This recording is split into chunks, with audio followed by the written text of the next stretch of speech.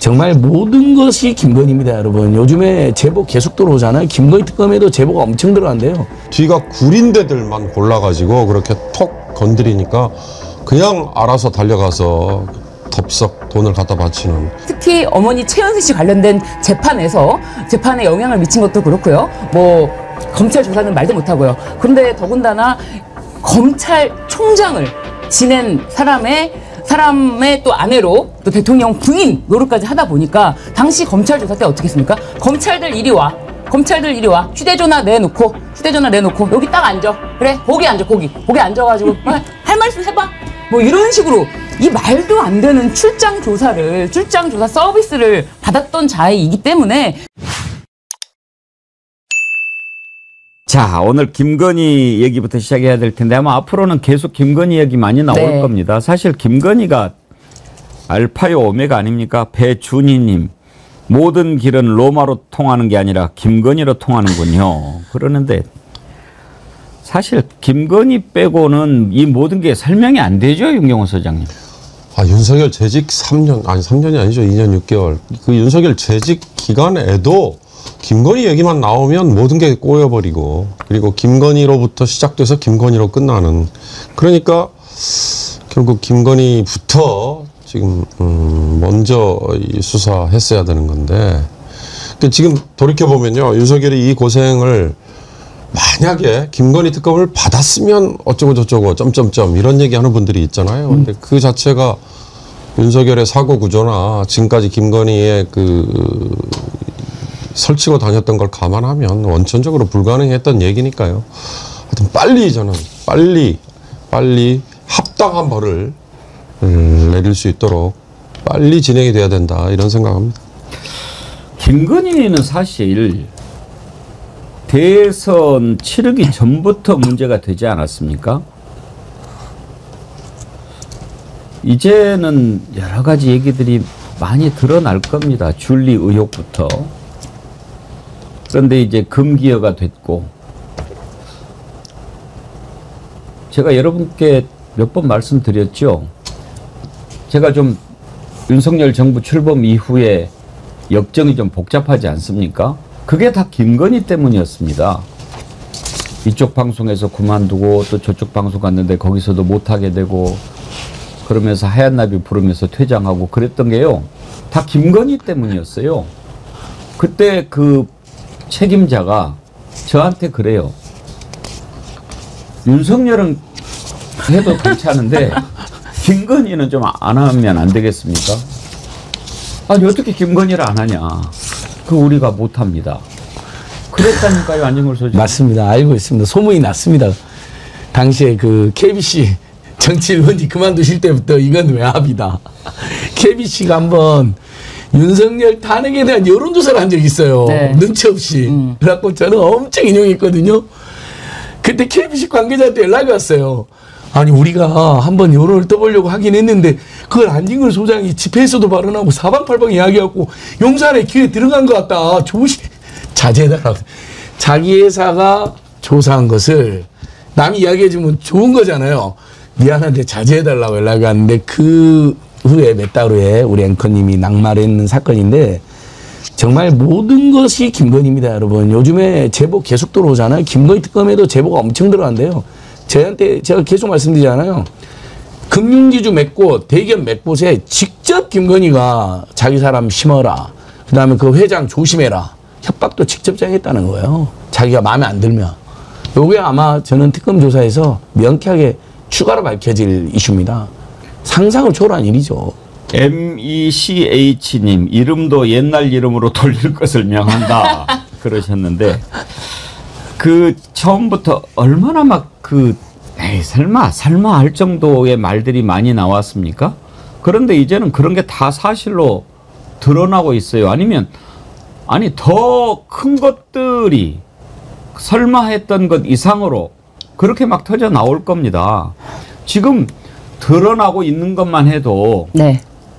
다 맞아 들어가잖아요. 그렇습니다. 의혹으로 제기됐던 그 모든 문제에 대해서 사실 이제 오늘 방송 주제이기도 하지만 특검에서 낱낱이 하나하나 빠짐없이 현미경처럼 들여다보고 있는 것이 너무 진짜 감사하고, 저희가 그 당시에 뭐 언론으로 보도됐던 그 하나하나 놓치지 않고 있다라는 생각에 정말 감사하고 또 감사할 뿐입니다. 일단 이제 16가지 특검 수사 대상이죠. 김건희 특검. 김건희한테 8월 6일 오전 10시 네. 나와라 그렇게 통보를 했는데요. 김건희 쪽에서 참 가관입니다. 조사 방식을 좀 협의를 하자. 건강이 안 좋으니까 지금 혐의가 여러 가지가 있는데 하루에 하나만 하자. 그리고 조사 사이에 한 사나흘은 쉬게 해주고 조사 시간도 오후 6시 전에 딱 끝내고. 신유진 변호사님, 네. 피의자가 저런 경우가 세상 천지에 존재하지 않는 일입니다. 어디 피의자가 무슨 조사를 어떻게 하고 뭐 하루에 한 가지를 조사하라는 등 이게 지금 김건희는 지금까지 자기가 윤석열과 결혼 전부터도 검찰로부터 여러 가지 특혜를 받아왔던 걸로 의심되는 부분이 많지 않습니까? 특히 어머니 최은순 씨 관련된 재판에 영향을 미친 것도 그렇고요. 뭐 검찰 조사는 말도 못하고요. 그런데 더군다나 검찰총장을 지낸 사람의 또 아내로 또 대통령 부인 노릇까지 하다 보니까 당시 검찰 조사 때 어떻게 했습니까? 검찰들 이리 와. 휴대전화 내놓고 여기 딱 앉아. 그래 거기 앉아 거기 앉아가지고 할 말씀 해봐. 뭐 이런 식으로 이 말도 안 되는 출장 조사 서비스를 받았던 자이기 때문에 지금 이런 생각을 하는데 망상에서 못 태어나왔다. 네. 마치 본 것 같이 얘기하시네요. 근데 아직도 지가 뭐가 되는 걸로 착각하는 것 같아요. 그러니까 지금 말씀하신 검찰에게 지난번에 출장 조사 그게 먹혔다는 거, 이제 그게 저런 무리한 요구를 하게 만드는, 좀 표현을 거칠게 하면 간이 부어서 하는 얘기가 나오게 만드는 배경 아닌가 싶은데요. 저는 김건희 얘기할 때마다 참 좀 조금만 시간을 돌이켜 가지고요. 윤석열이 검찰총장 될 때 청문회부터 그다음에 대선 후보 토론회까지 이어지는 과정에서 김건희에 대해서 그렇게 많은 추문, 그다음에 카더라 뭐 다 포함해서 그래 나왔는데 그걸 정말 1700 몇십만의 유권자가 그게 뭐가 문제야? 라고 했던 게 도대체 무슨 사연이었을까? 무슨 배경이었을까? 무슨 심리가 작동했길래 그랬을까? 그게 우리 역사를 얼마나 퇴행시켰는지를 지금 그 김건희가 뭐가 문제야라고 생각했던 분들은 조금이라도 반성하고 계실까, 그런 얘기를 감히 한번 던져봅니다. 고신당 TV님, 명신이란 무속에서 먼저 죽은 형제의 신을 말하는 것으로 알고 있습니다. 요즘은 잘 안 쓰는 신명의 이름이기도 하지만 신명이란 신령님을 일컫는 말이죠. 신명을 앞뒤로 바꾸면 명신인데 무속과는 참 끈질긴 인연인 것 같습니다. 무당만 하지 왜 그랬을까요? 그러셨는데, 안진걸 소장님, 예. 김건희가 운영하던 게 코바나 컨텐츠잖아요. 맞습니다. 근데 오늘 제가 어떤 글을 하나 받았는데, 이 제사를 일본에서 올릴 때 쓰는 향이 짙은 꽃을 코바나라고 한대요. 코바나. 네. 일본말 좀 아십니까? 아니 저도 이게 궁금해가지고 코바나 이걸 좀 찾아봤습니다. 코바나. 네. 일본에서 코바나 그러면 콧방울을 떠올리는데 이 제사에 사용하는 꽃, 그거는 코우바나. 네, 코바나. 네, 이렇게 발음을 한대요. 그래서 지금 뭐 아마테라스? 네, 아마테라스. 이것도 나오고. 예. 그러니까 이 이름 자체도 뭔가 그것과 연관이 돼 있는 게 아닌가 생각이 충분히 들어요. 그럴 수 있습니다. 건진건이. 이 개명도 그렇게 했다는 설 있잖아요. 근데 그런 말은 네. 들었어요. 건이라는 이름을 이건희 회장처럼 돈을 많이 이렇게 벌려고 건이라고 지었다 뭐 그런. 그러니까 건진건이 남매처럼 짓겼다는 설, 이건희를 염겼다는 설, 이 두 설이 있는데 둘 다 할 수도 있죠. 건진건이에서 떼돈을 벌자, 엄청난 특혜와 비리로 뇌물과. 근데 정말 코바나는 정말 제가 생각지도 못했네. 그런 충분히 있을 수 있는 게, 이 건진 일당의 종교가 일광 조계종인데, 우리 조계종 아무 상관없는 일본 불교의 한 분파인데, 그때 정말 그게 제일 먼저 알려진 끔찍한 사건 아닙니까? 소 가죽을 벗겨서 치성을 올리는데, 불교는 살생을 금지했으니까 있을 수 없는 짓을 한 거거든요. 근데 거기에 버젓이 윤석열, 김건희 연등이 달려 있었지 않습니까? 돈도 내고 달았겠죠. 그러니까 거기서부터 굉장히 사이비 무속 주술 세력이고 일본 천황을 모시는 어떤 종교들하고 관련이 깊다 이런 의심을 샀는데 코바나 컨텐츠도 충분히 그럴 수 있는 사람들입니다. 예. 지금 뭐 이렇게 저렇게 조사 방식을 협의하자 이렇게 말도 안 되는 얘기를 하니까 김건희 특검 쪽에서 점잖게 그런 소리 하지 마라 얘기를 하더군요. 한번 들어보시죠. 김건희 씨에 대한 소환 통지서를 수령한 변호인으로부터 특검에 방문하여 조사 방식 등을 협의하고 싶다는 요청이 있었습니다. 특검은 별도의 협의는 불필요하고 통지된 일자에 출석하는 것으로 충분하다는 뜻을 전달하였습니다. 표현을 참 점잖게 했는데 이제 쉽게 말하면 그거죠. 헛소리 말고 나와 그 얘기죠. 뭘 저런 말도 안 되는 얘기를. 근데 이제 지금 저렇게 한 자락 까는 걸 보면 네. 순순히 나올지 나와서 제대로 조사받을지 조사받다가 이럴지 좀 그런 생각 들지 않습니까? 근데 조사는 받으러 나올 거예요. 조사 불응하면은 체포영장을 청구하는데 굉장히 유리한 조건이 되기 때문에 조사를 받는 거는 받는 건데 조사 받는 과정에서 솔직히 뭐 사실대로 하나라도 이야기하겠습니까? 전부 다 거짓말을 한다거나 제대로 뭐 기억이 나지 않는다, 모르는 일이다, 내가 관여한 바 없다 이런 식으로 대응하지 않을까 그렇게 생각합니다. 그 특검이 8월 6일로 소환 일자를 잡은 것까지에서도 특검이 너무 시간을 줬다라는 일각의 비판도 있었거든요. 근데 그 김건희 측 변호사들이 온갖 꼼수와 막 땡깡을 부려갖고 어쩔 수 없이 그러면 충분히 시간 주겠다 해서 진짜 8월 6일로 정말 시간 정말 충분히 준 거잖아요. 준비할 기간.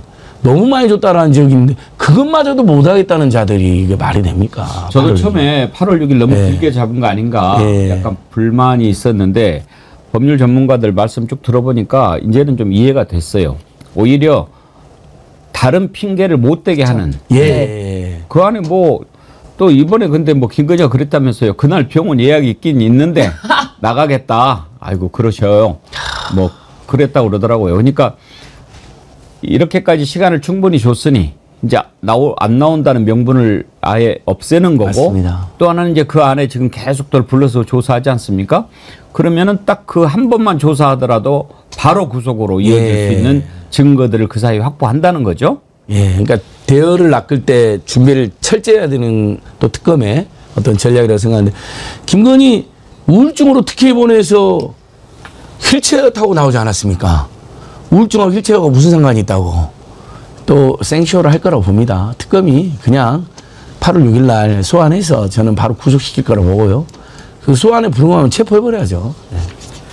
일각에서는 뭐 또 불응할 경우에 이번에도 체포영장 뭐 발부 내지는 집행 미뤄지고 또 주저하는 거 아니야 이런 얘기 하는데 사실 전직 대통령이라는 신분을 가진 윤석열에 대해서는 뭐 이런저런 이유로 구치소에서 인치조차도 물론 뭐 서울구치소장이 내부에 협력을 했다 이런 있지만 그러나 전직 대통령의 배우자에 대해서 체포영장을 뭐 미루거나 이런 거 안 할 거다 이런 염려는 아마 안 하셔도 될 겁니다. 만약에 불응할 경우는 가차없이 체포영장으로 이어지고 그리고 바로 구속영장 저는 뭐 그 대목에 대해서는 과연 어떻게 할까 저도 궁금하긴 합니다. 지금 여러 가지를 들여다보고 있는데 일단 삼부토건 주가 조작과 관련해 가지고는 관련자들을 다 부르고 있죠.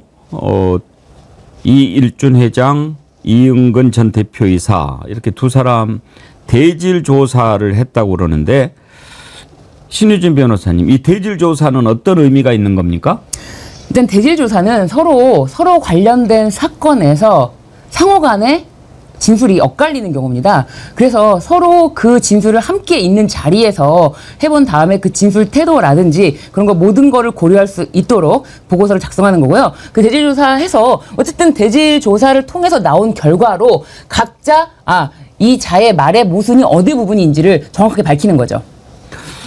그 삼부토건도 그렇고 지금 이제 김예성이라고 하는 사람을 통해서 돈을 빼돌리는 것들도 다 이제 나올 겁니다. 지금 도망가 있지만 어디 멀리 가겠습니까? 곧바로 잡히겠죠. 그리고 도망갔다라고 하는 것 자체가 죄를 인정하는 것을 보여주는 거죠. 지금 거기에다가 몇 억씩 갖다 바친, 몇십억씩 갖다 바친데 다 지금 불러서 조사하는데 거기에 보면 카카오도 나오고 뭐 여러 회사들이 다 나오죠. 그런데 왜 이자들은 그렇게 잽도 안 되는 회사에다가 투자라는 명목으로 그렇게 많은 돈을 갖다가 넣었을까? 이거 이제 조사하면 다 나오지 않겠습니까? 그런데 윤경호 소장님, 전체적으로 그 회사들이 다 그때 당시에 뭔가 걸려있는 회사들이죠. 뭐 그런 점도 있고요. 공기업도 심지어 있습니다. 한국증권금융. 뭐 주식 투자를 하는 분들은 증권금융이라는 이름을 가지는 회사가 어떤 역할을 하는지 잘 아실 거예요. 주식 투자하는 분들에게 일종의 신용 뭐 대출도 해주고 심지어 거기서 수신 행위도 해요. IRP 상품에 파격적인 금리를 제시해가지고 일반 수신 업무까지 하는데 이런 곳에서조차 50억을 했어요. 근데 그 증권금융의 사장을 당시에 하고 있던 친구는 기재부 정통 관료 출신이에요. 금융감독위원회에서 1급까지 거친 친구예요. 이런 친구들이 도대체 뭐 어떤 압력과 어떤 전화, 어떤 지시를 받았길래 그렇게 덥석 50억을 냈을까? 나머지 효성이라든지 카카오 모빌리티라든지 뭐 기타 등등 뭐 금액에 따라서 과다에 다르긴 하지만 이들이 앵커 말씀하신 것처럼 다 뭔가에 발목이 잡혀 있는 친구들이었어요. 공정위 또는 검찰 또는 뭐 하도급 관련 뭐 이런 뭐 하다못해 그런 걸로도 문제 제기가 돼 있고 당국으로부터 뭔가 조사를 앞두고 있고 그러니까 좀 표현을 바꿔서 뒤가 구린 데들만 골라가지고 그렇게 톡 건드리니까 그냥 알아서 달려가서 덥석 돈을 갖다 바치는 그런 모습이다 이렇게 정리할 수 있을 것 같아요. 지금 김건희 특검이 출범하면서 우리가 새롭게 알게 된 사실 하나가 집사 게이트거든요. 지금 얘기하고 있는 부분. IMS 모빌리티인가 하는 말도 안 되는 회사에다가 이렇게 수많은 대기업들이 돈을 갖다 박은 이유가 뭔가 이렇게 들여다보는데 집사 게이트? 이게 뭐였지? 우리가 그때 알게 되지 않았습니까? 그래서 당초 16개 항목에 들어있지 않다는 이유로 법원에서 압수수색 영장 기각하기도 했지요. 그런데 지금 김건희 특검 제가 계속 말씀드리죠. 어제 박찬대 후보한테도 이거 특검법 개정해서라도 인력을 더 보강해야 되는 거 아닌가. 오히려 내란 특검보다 김건희 특검에서 나올 것이 훨씬 더 많다라는 생각이 들기 때문에요.